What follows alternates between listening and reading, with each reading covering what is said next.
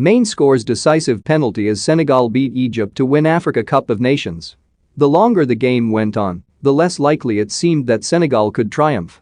Egypt are the masters of game management, the kings of the shootout, and Senegal, entangled in their own neuroses about having never won the tournament, seemed never quite to regain their belief after Sadio Mane missed an early penalty.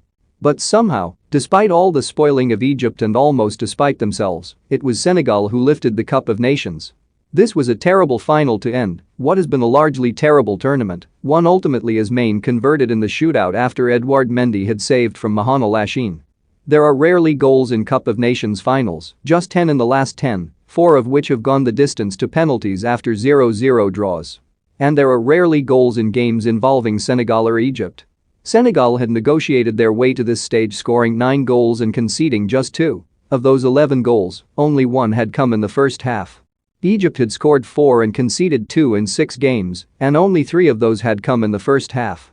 So it was a major surprise when Saliou Ciss, Senegal's marauding left-back, was sithed down in the area after 3 minutes, and perhaps less of a surprise when Mane's penalty was well saved by Abou Gabel.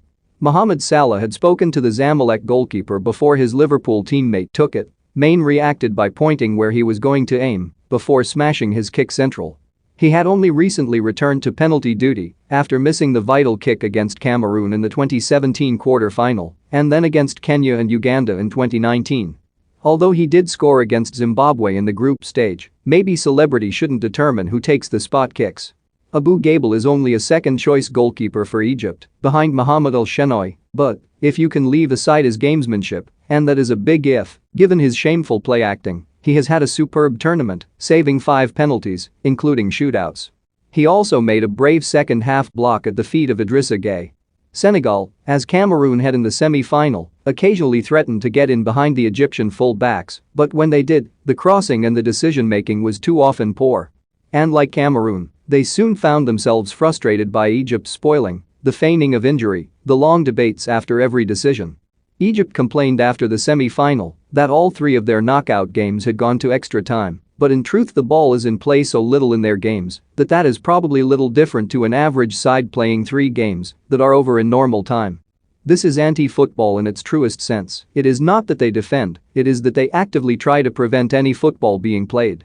Even with their coach, Carlos Queiroz, and his assistant, Roger de Saa, banned, the sustained moaning from the technical area continued.